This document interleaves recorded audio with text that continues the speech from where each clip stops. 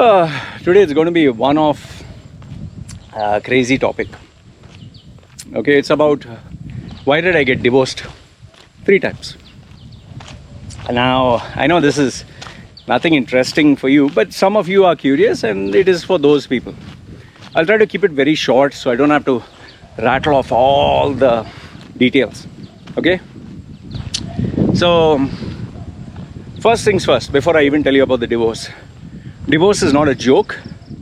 Divorce shouldn't be taken lightly. And if you are thinking of a divorce or planning for a divorce, I would say at least seek a professional help, professional guidance, so that you know what you're getting into. And remember, divorce does impact you, okay? It's not a joke. And in some countries, it has serious legal repercussions, financially. And then the other parts which you don't think about is emotionally, it can really scar you. So I wanted to put this out, that if you're planning to go through a divorce, don't use my video as a motivation. Think 100 times, okay? There are some cases where things can be worked on, there's some just cannot. Anyway, so I got that out. Now let's move on to my story. How did I get divorced? I'll keep it short. I divorced 3 times, and there were 3 different women. I'm not very accurate with the age, but I'll not give you their identities. The first one was an Irish woman in my 20s. The second person was in 20, 21, like that. Okay, 22. The second was a female from Calcutta, which was in my 30s. The third female was a female from Bombay, but based in Dubai, which I married at the age of 36. Okay, so approximately 22, 30, 31, and 36. Okay, so 22, 31, 36. Okay, now I'll explain all 3. Okay, the first one was actually me being really lonely. I was lonely. I just went through a bad breakup with a girl that I really wanted to marry. You see, I wanted to marry many times because I was very lonely, and this girl and I enjoyed a great time together. She was from India. She had come there. I was a DJ. So she broke up and became complicated, and it left a deep vacuum, a deep scar. And those days there was this Yahoo chat group. So I was chatting in all these chat groups, and there I bumped into this girl. And initially, she was a foreigner. And, for me, wow, foreigner. And in my 20s, oh, white girl, ooh, wow, It is the very early internet days. You can imagine 20 years before. 24, 23 years before. Okay, so now, met this girl. And when I asked this girl for a photograph, she sent me some hot fucking photograph. And it turned out that she was a Playboy model. I was like, fuck, Playboy model. Oh, I was crazy about her. And next thing you know, she tells me she's from Ireland, Dublin, Ireland, Clondalkin, village in Clondalkin. And she's a Playboy model. She's very rich, very successful. All of a sudden, for an Indian guy who's living a middle class life in UAE, white female in Ireland, Playboy model, who's rich, fuck, all my problems are solved. When you're in your 20s, you think like that, right? So I was like, fuck, dream come true. This is ultimate. And I was a young, stupid, immature, testosterone-driven bodybuilder. So we used to literally talk to each other the whole day. Now, those days, there was no free calls. Okay, there was no free calls. There was no internet calls. This girl would call me on my phone through the proper landline, and she would speak to me.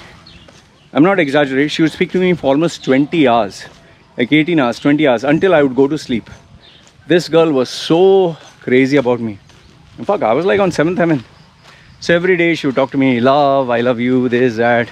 And then obviously as you go a little crazier and you're young, sex chats, and so obviously the closeness started. So now what happened was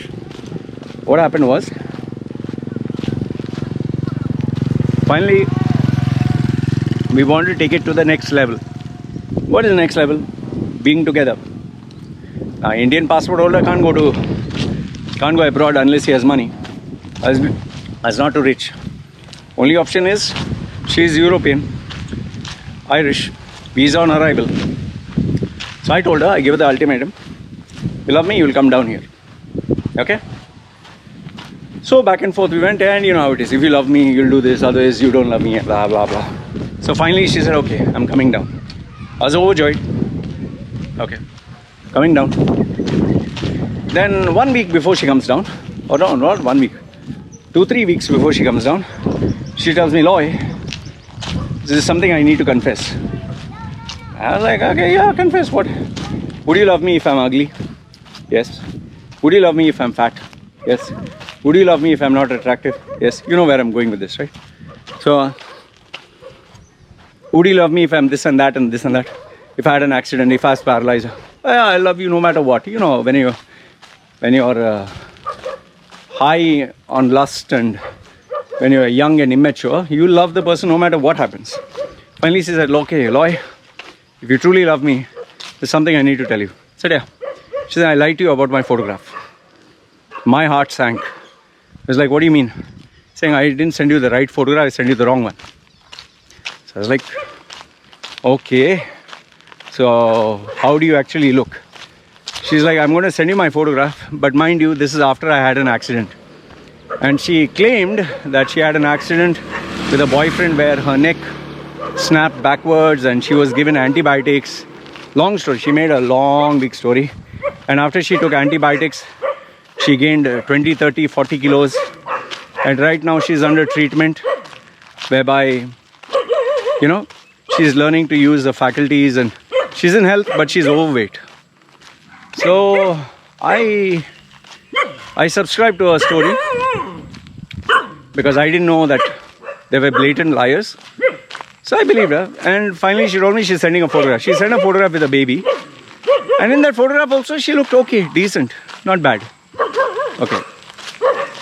Now until this time, we never have a video. This was my big mistake, and I'm stupid. Those days also video was not very popular. I don't think there was video. I don't know. I don't think there was video. But we used to chat with just chatting. So finally she decided to come down. That day I was DJing at Ajman Kempinski. My mother went to pick her up. When I did see her, okay, now let me give you context. So this girl is supposed to be slim, supposed to be like this. She shows me a photograph where she is like this. Okay, when she finally comes down, she's not like this, she's not like this. She is more than my hand extension. She was so fucking fat.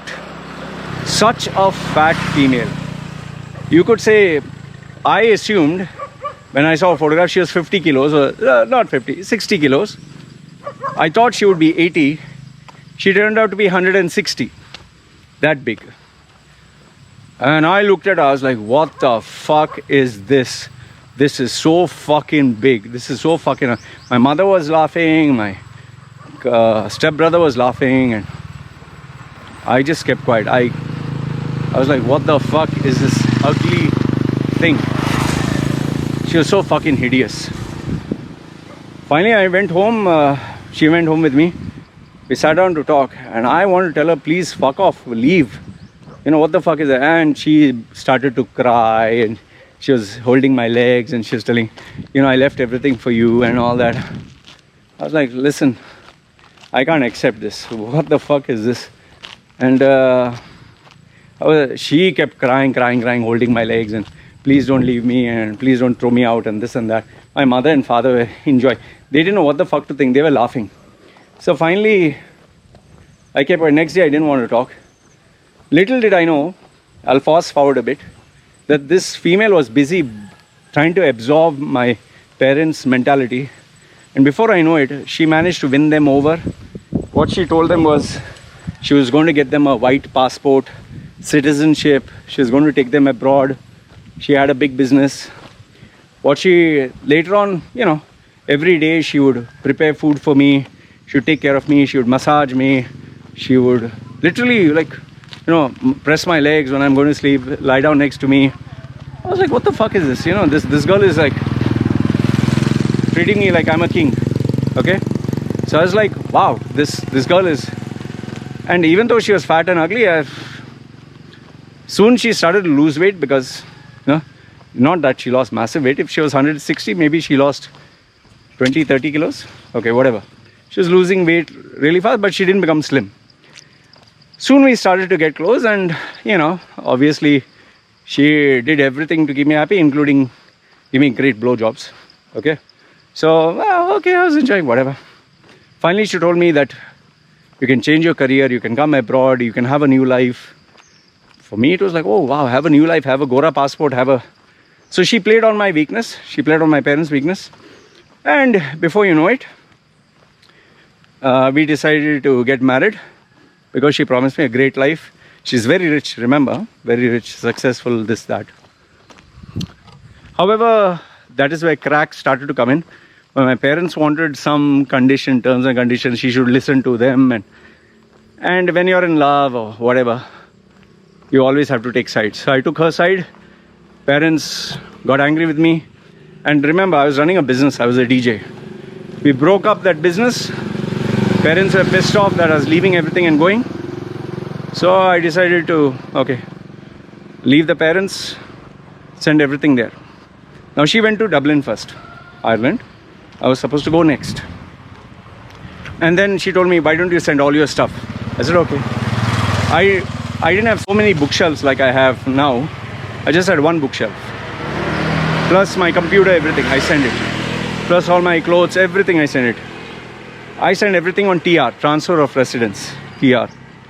And obviously we got married in the church, and she managed to authenticate the marriage, and I managed to get a visa to go to Dublin, Ireland.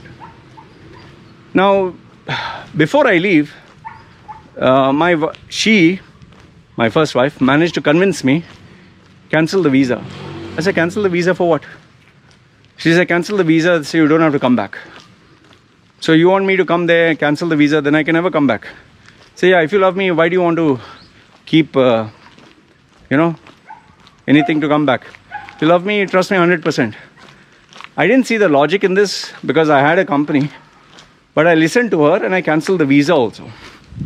Now I cancel the visa, I cancel everything. Now, 24 hours, I'm supposed to leave the next day.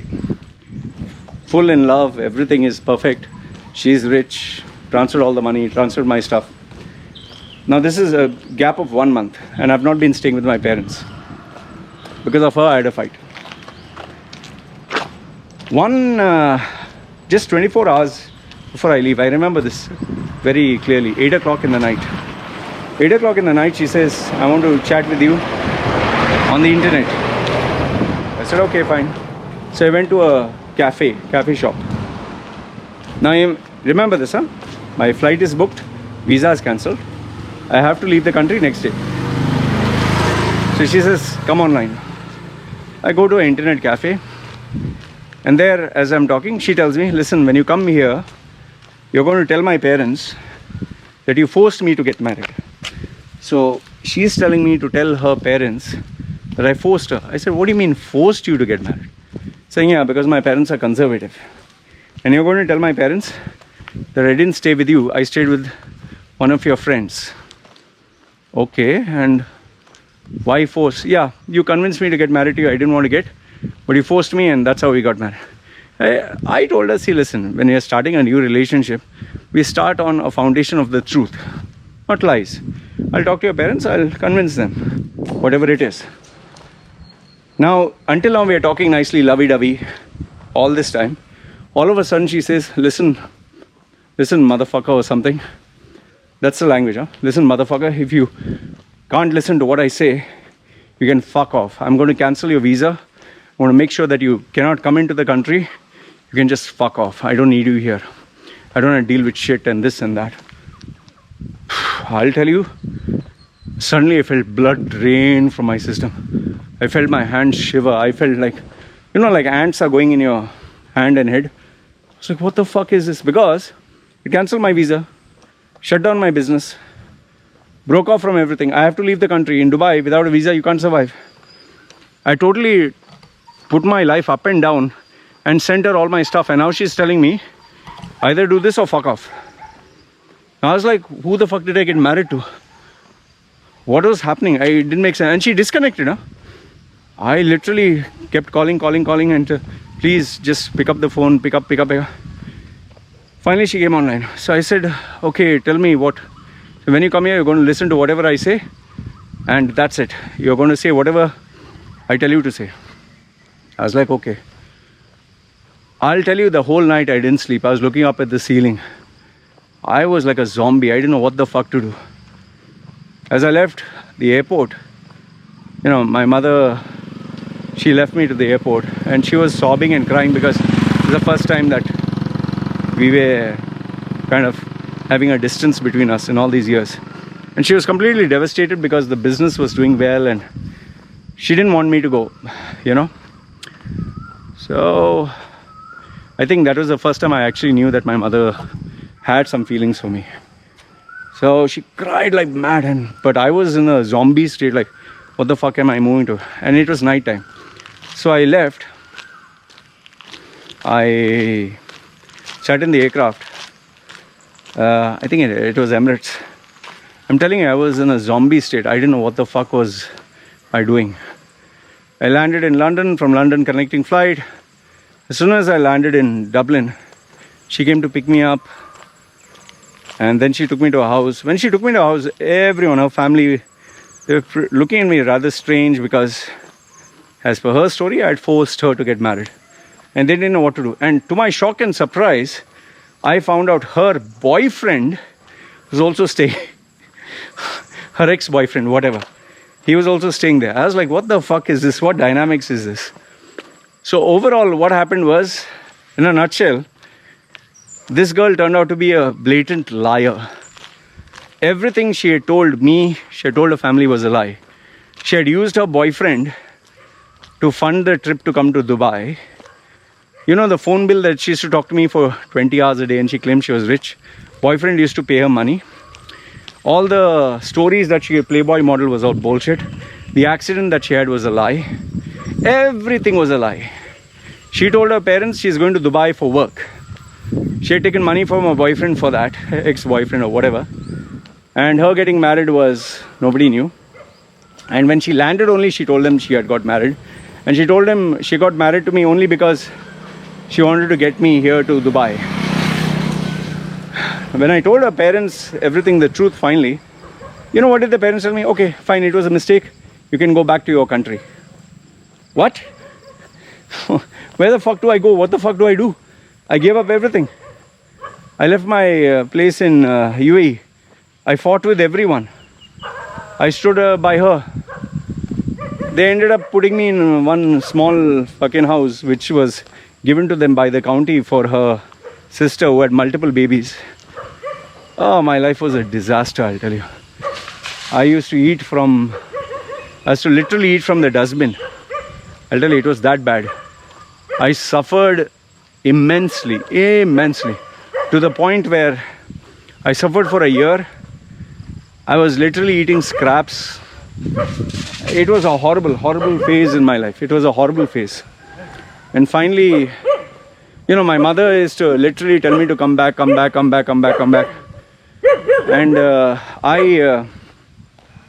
hey dog, stop barking. I'm recording, man. So I literally, I couldn't take it anymore.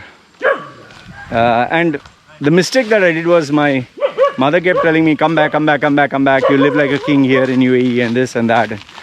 I should have continued. Maybe I would have got the citizenship or whatever. But I came back. But the only thing is, in Dublin, Ireland, the only jobs I was getting was cleaner, standing behind the counter, security guard. It was a very lonely life. And the only other thing was, you'll find this funny, I was actually targeting, the only job was to be a bus driver, because that was the only option available for me. So in hindsight, when I look at it, okay, fine, it was an experience. But what I realized is that female had mental issues. She, not only mental issues, there are some people who love to blatantly lie. Horrible liars, and she was one of them. After that, I think, had multiple relationships, and today she is, I don't know, successful businesswoman. But relationship wise, I think, I don't know, as far as I know, she has a business that's running well, but her relationships are totally fucked up. So that is her life. So this was wife number 1, Irish. Long story. Let's move on to wife number 2. Wife number 2 was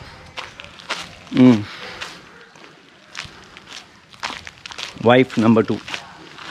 So now, from the age of 22, 23, whatever, after the first marriage, the second one, I didn't want to get married. But the second phase was when I was working for Quick Electric with the CEO, who was like a mentor to me, kind of a godfather, guiding me. But he was kind of guiding me towards being a good guy, a typical South Indian, God-fearing, hard-working, suited, booted guy. That's what he wanted me to be.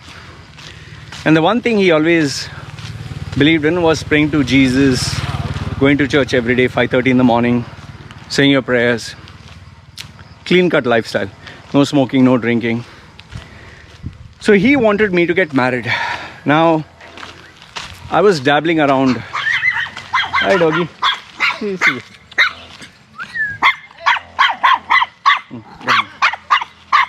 Come. Look at that. Small one.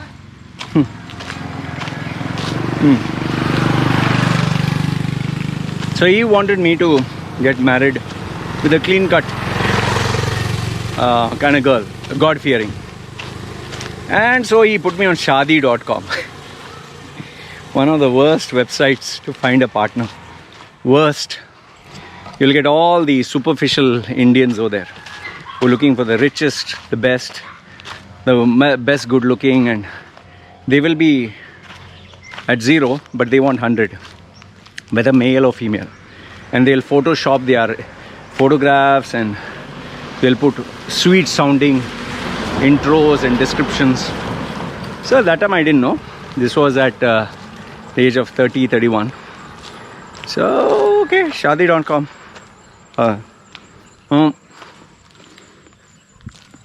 I nearly had one Mangalorean girl. Everything was set. Spoke to the father. Supposed to get married. But last minute, that guy vanished. From Kuwait. So that kind of made me feel a little upset. Among all the profiles. So then, this particular profile came from Kolkata. This girl was from Kolkata. Christian girl. Looked decent. God-fearing family. And we started chatting. Liked each other. And next thing I know, her mother's talking to me. Chatting, that is. And this is a spark. Okay. So my boss is also keen that, okay, fine, maybe she's a good girl for arranged marriage. And he speaks to the family and assures them. It's all telephone, no video. Assures them that we can get to know each other and find out if things will work out. Now, as fate would have it, this was supposed to continue. There was no sense of urgency, nothing. Before you know it, there was a fire in Quick Electric. Okay? Now, this is an important part of the story because this is where the turning point is. There was a fire in Quick Electric. There was the warehouse that the workshop was connected with, office and workshop, was connected to another chemical storage unit. The chemical storage unit caught fire and the fire moved over to our side of the warehouse, destroying parts of it. But now they had to shut off the electricity, they had to shut off everything. And because of this fire, operations had to stop and they had to move the entire operations to a new warehouse. Now, mind you, I had joined this guy without knowing anything of switchgear. He was into low voltage switchgear. I was not a technical guy. And he had bought me more as a marketing guy, and he was guiding me. Now, another thing which nobody knew at that time was I was on a visit visa and not on his company visa. Okay? And because my previous employer from MTech Computers had put a ban, I couldn't get a visa until the duration of the ban. I know it's a little technical. If I wanted a visa, I had to wait until the ban was over. So what he would do is he would take out visit visas. You just had to go to the Oman border, get a new visa, come back, take another visa, come back. So I has to take visit visa. It's not allowed to work when you have a visit visa. Now, why am I telling all this? Because after the fire, he had to open up a totally new company in a new warehouse, in a new office. And for that, you need the inspectors to come and inspect and make sure that everything is in compliance. The electricity, the water, the visas, everything will be checked. How are you? So they will check everything. So now for me, being on a visit visa, I was the only employee on visit visa. If they would check and they would find me, the company would get a fine. So he didn't want to risk that. So what is the solution? He can't just keep me doing nothing. He wanted to set up his office because his was a $11 million turnover company. And he had to manufacture things, and once you have ongoing projects which you have to deliver. So I was one extra problem that he had to sort it out. So now I was chatting with this girl and I wanted to get married. So he told me, Loy, why don't you go to India? Go to India and be with this girl and the family and find out if you both are compatible. So I said, are you sure? He said, yeah, you don't need to be here, because me being there, I wouldn't be of any benefit to him. I would be more of a liability. So I decided to, go to India. And that time I went to Pota, that is Kerala, Ernakulam, where there's a religious retreat house, Pota. I'll make another story. Divine Retreat Center, another fucking scammy place for praying to God, and they just rip people off. I'll tell you more about it later. So I went there for 2 weeks. After being there for 2 weeks, finally I decided, okay, go to Kolkata. So I went to Kolkata and decided to meet up with this girl who I've been talking to. So after I decided to meet up with this girl, obviously, first time I'm seeing her, and I was wearing a full suit and everything else. So as soon as I landed at the airport, lo and behold, I saw the girl. What do I do? How do I say it? The problem with now you have filters, and people are aware of filters and lighting and Photoshop manipulation and all that. Those days there was no Photoshop manipulation, but there were basic options to make the photograph lighter, brighter, to take multiple shots and choose whichever photograph looked the best. Me, like an idiot, I saw the photograph that she had uploaded, which was apparently the best photograph that she could take. She looked really pretty in that. Light skin, pale, nice, cute, whatever.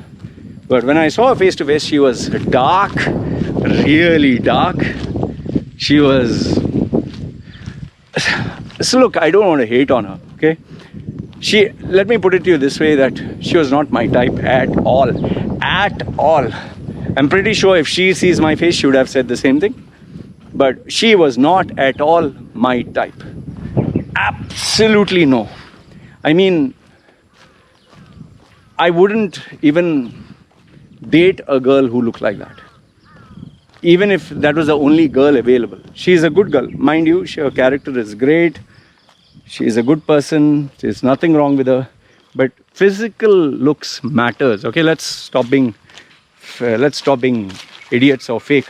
Physical look does matter, at least for men. Women also do like physical looks. This girl was nothing, absolutely nothing. When I looked at her, I was shocked. I was like, what the fuck is this? And I'll tell you, as he sat in the car, the only thing I wanted to do was run away. Run away back to Dubai.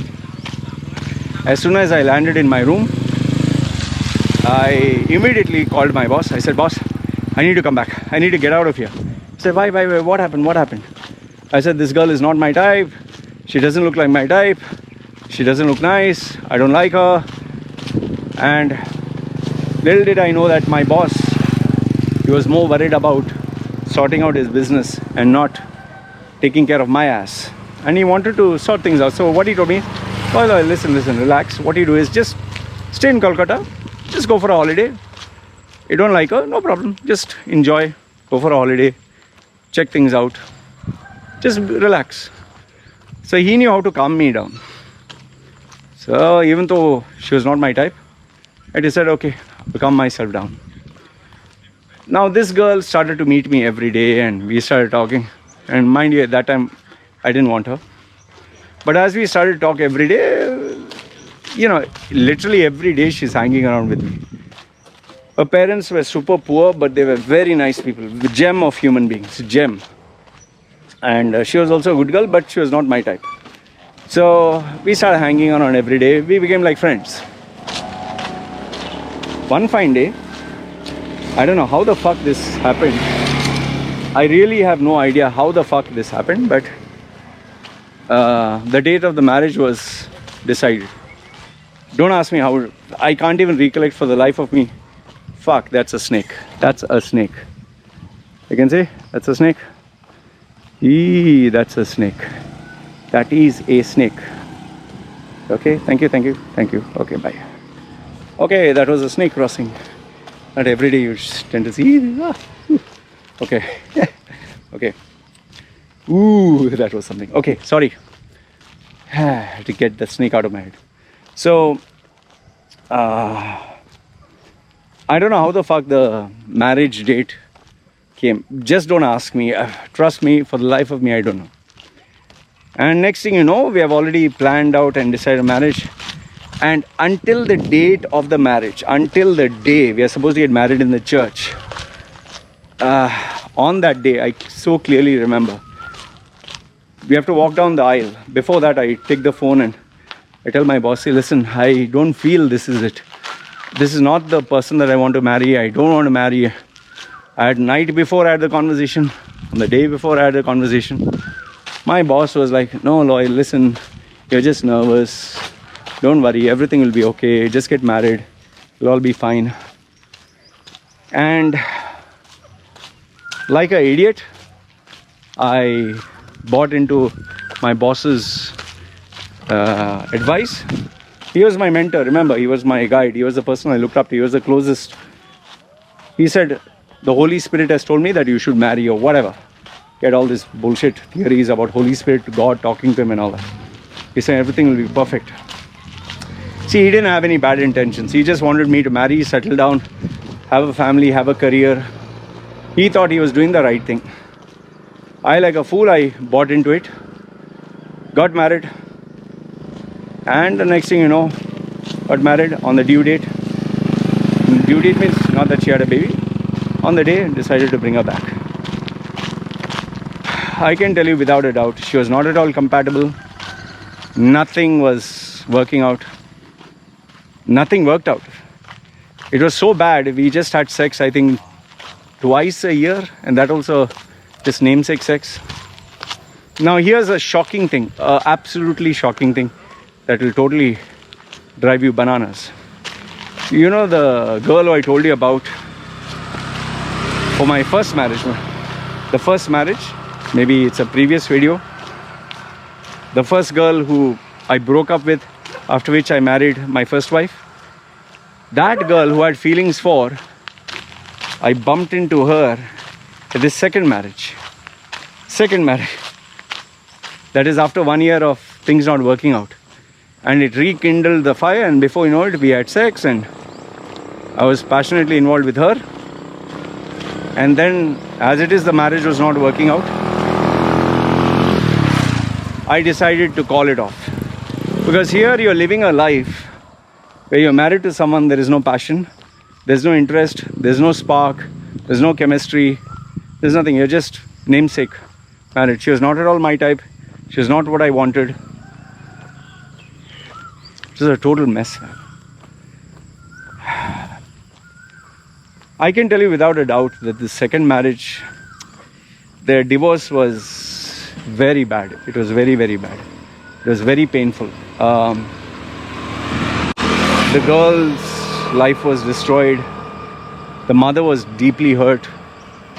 And I can tell you one thing, I didn't know how to handle the divorce. I handled it very poorly.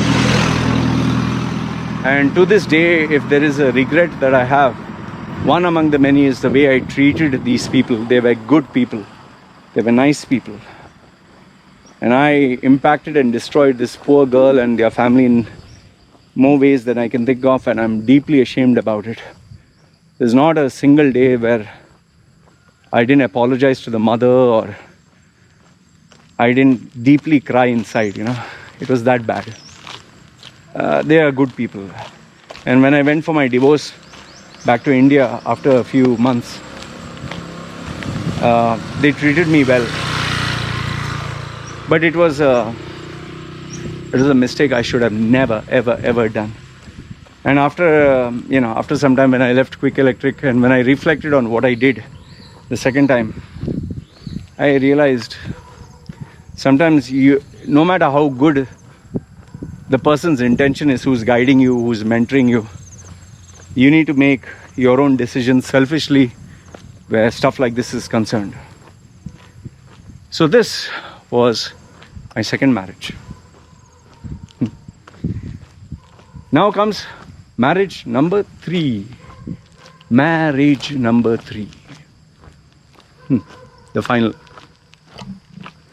Now this one was, it was just one thing led to another, one thing led to another. To give you a timeline, a very short timeline, my third marriage was, if you check my video on the fake degree racket, okay? When I worked for this guy, for the fake degree racket, and when I reported him to the police and all that, what he did is he tried to get me falsely banned from UAE, okay? So he took all my money, he took everything, tried to destroy my life, and I was left with nothing and nobody. Now, I had to literally cling on to whomsoever I could get. And when you have nothing and nobody, you just grab onto whatever you can. And that was where I grabbed onto this one girl who I once dated, who was going to be my third wife, but I never thought at that time. This girl was in love with me. She was a really nice girl, good character, great friend. Now, I wasn't in love with her, even though she was in love with me, but I liked her a lot, okay? But I wasn't in love with her. So when I approached her, please help me, help me this and that, I'll tell you, she came running. She was there for me. And, okay, over here, I'd like to shamefully admit that I lied to her that I wanted to make the relationship work out. I just was trying to hang on to whatever I could because now I had no money, nothing. I was going to be sent off to India. And she was there for me. And once I landed in India, then I tried to come back to UAE, the suicide and all that. And okay, nothing of that sort happened. So I decided to come back to UAE. When I decided to come back to UAE, I had no place to stay. So I contacted her again. And she helped me get a place to stay. So now I was staying with her. And I'll tell you, every day I was struggling to, stand on my feet again, to start my life all over again. This girl, allowed me to stay at her place. She helped me with food. She helped me with whatever way she can. She even gave me a car when I needed it. So she was there for me in every way, shape and form. So, fine. Things were going out really well. Now, there was no thought about marriage, nothing. We were just living together as friends, as lovers, and I was not thinking of dating any other female, nothing. Now, as it went on, you know, I was doing events, I was doing shows, I was doing training programs. And yes, I was also participating in GITEX, you know. Now, I was staying in Sharjah. One particular night, after I finished an event, I came late night. I think it was 2 o'clock or 3 o'clock in the morning. So as I came to this building, it was a building opposite Al Taun Mall. I can't remember the name of the building. Al Raisi building, I think. It was a big building, blue color. It was opposite Al Taun Mall in Sharjah. So there were literally maybe 300, 400 families staying there. It was a really big building. A lot of Arab people were staying there. So as I was coming up in the elevator, one Emirati local guy with an Arab dress, he also came in the elevator. And, you know, I was just quiet. And then he said, "Hi, how are you?" I said, "Hi." You know, I was tattooed and all that time. He asked me, "What do you do?" I said, "Hey, I just do events and all that." "Where?" "Oh, you stay here." Now he asked me, "You stay here?" I said, "Yes," because obviously I can't lie to him. He's saying, "Oh, okay. So you stay with your family?" I said, "Yes." Now immediately my brain started to calculate.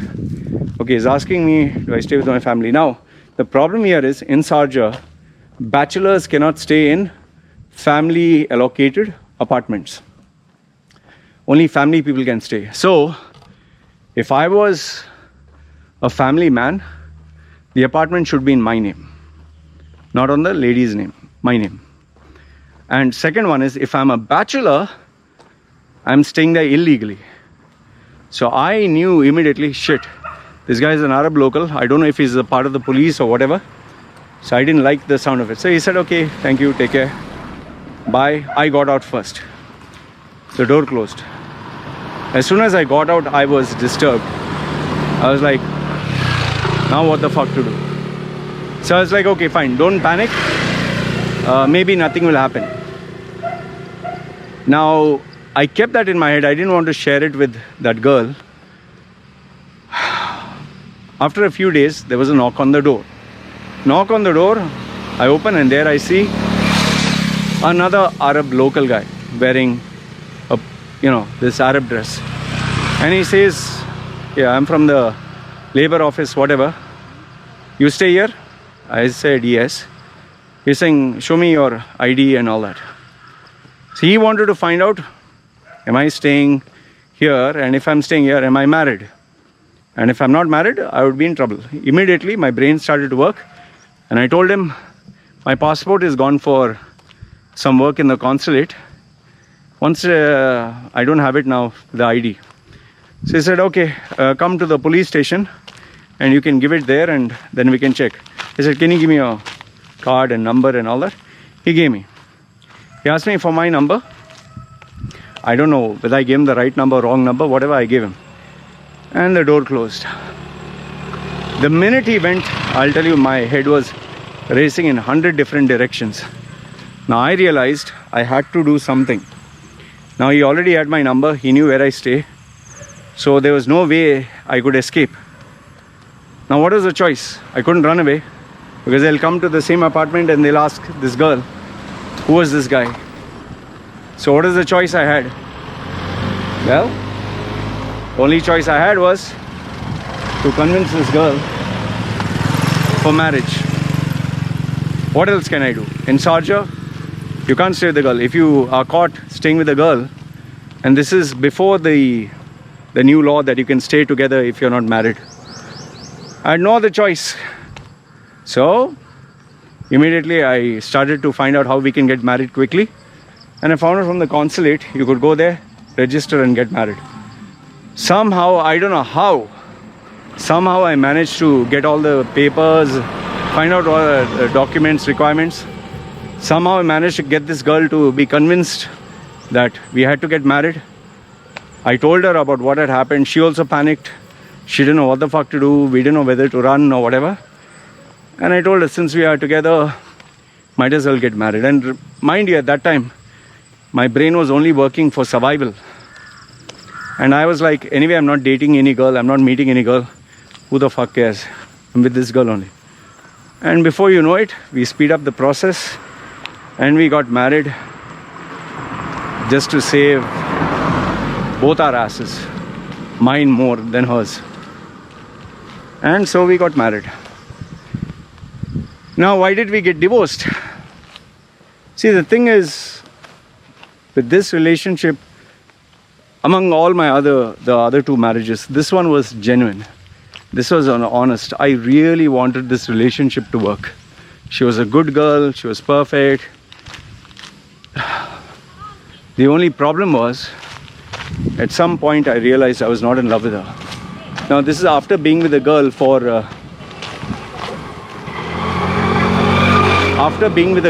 nearly, I think 6-7 years. Okay, imagine 6-7 years I'm with a girl.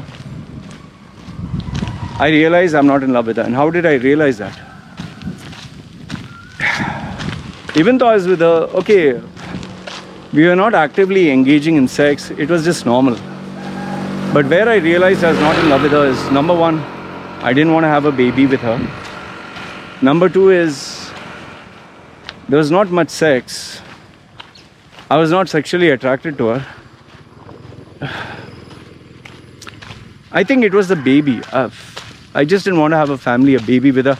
I didn't want to settle down. She kept asking about the baby and all that. And I'll tell you, I didn't have any plan. What was I going to do next? Would I move to Canada? Would I go to India? I was just staying in Dubai. But where I realized I was not in love with her was when I started to chat with other girls. I was chatting with other girls. Soon I got into the rhythm as, you know, once things started to work out well, once I started to make money and once my career was stable, you know, once again you go back to the normal way of life. And I was going in the normal way of life, meeting girls, and I guess some habits, bad habits die hard. I started meeting other girls and talking to other girls, and because I was into events, it's always meeting young, beautiful girls. And being a coach also, you meet a lot of potential females. And before I knew it, I got sexually involved with one girl, and next thing you know, another girl, and third girl, and fourth girl, and there was sex, and there was romance, and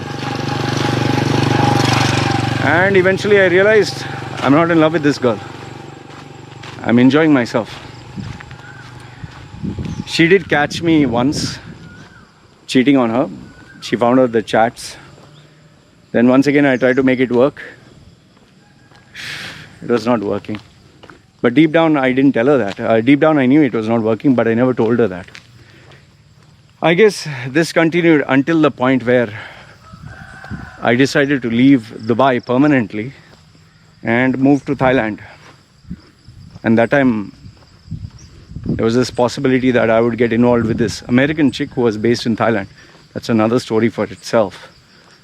And I decided, okay, without marriage, I'll stay in Thailand with this American chick and start a new life. But I had to burn the bridges and say goodbye to that relationship. Now, this last relationship, the divorce, it went fast. But I'll tell you, it was the hardest thing in my life. The hardest divorce I ever went through. Not hardest divorce in the sense, the decision to divorce took me a long time to make. Took me 1 to 2 years. Because I kept telling myself, should I get divorced? Shouldn't I get divorced? Let it be. Let's just go on with the flow. I think it took more than 2-3 years that I kept thinking, what should I do with this?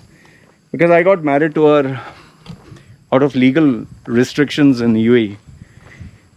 And it was a tough one because this girl was good. She was there for me. She was an amazing human being. In fact, I even have told my wife Annie about her. I've showed her some of her photographs. She is a nice woman. She was a good lady. It's just a shame what I had to do to sort out things, to right the wrong. And I have to sadly tell you that she was the one who paid the price for it. So, but I had to do it, and had to break up because she didn't want to come down. Obviously, I didn't want to stay with her, and I knew that she didn't want to come to Thailand. So she didn't come to Thailand. She wanted to be in Dubai and move on to India. I didn't want to go to India. So eventually I had to break up. And that was it.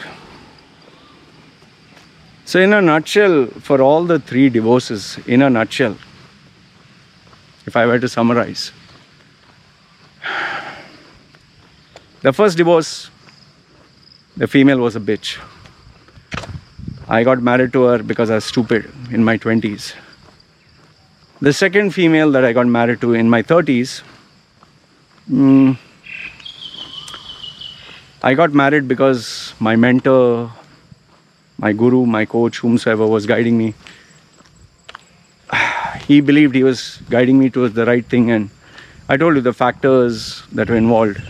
He wanted to sort out my life quickly, and so I listened to him, and even though I knew 100% she was not the one, I listened to my boss and got married. That was the second mistake. The third marriage took place only because I was in UAE. An Arab local guy from the government was checking. I told him a lie that I'm married. There was no escape because you get into serious trouble. So got married the third time. I really didn't think that it would break because she was a good girl. But the third marriage, I realized that I was living a lie. I didn't have feelings for her. I liked her as a friend. She was a great friend. But I was not in love with her. I didn't want to have children with her. So what is the point? So that was the third marriage, which had to end. So overall, what did I learn from my 3 divorces? What are the lessons? Number one, the biggest one, don't get married. It's not a fucking joke, man. Whether legally or whether namesake, just don't get married if you're not sure. Second one is never get married young. Always get married old. Because there are so many changes that you have to make. Number 3 is don't get married fast. Take your time. Take 1 year, 2 years. Get to know each other. There's no hurry to get married. Once you get married, the whole dynamics changes.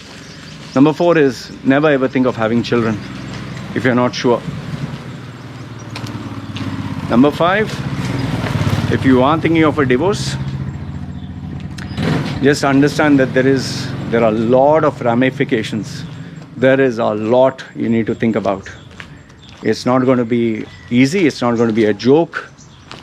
There is a price to pay for everyone involved. Divorce is not a casual thing.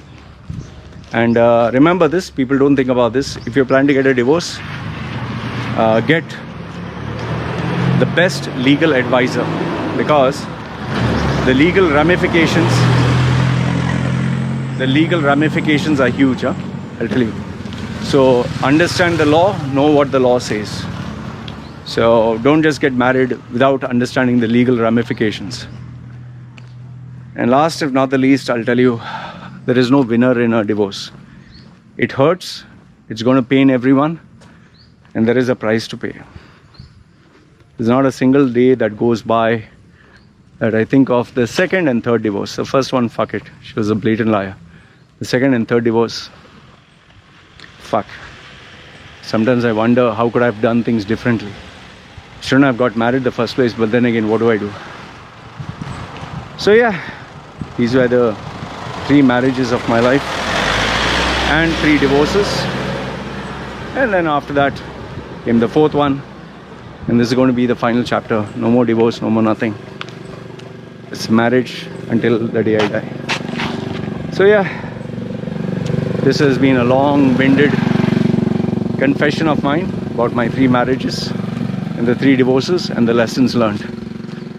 So I don't know if you have watched the whole thing. If you have, let me know your thoughts on this whole episode. What did you think? If you have any questions, put them down below. Have any comments, put them down below. This is me signing off. Guys, take care.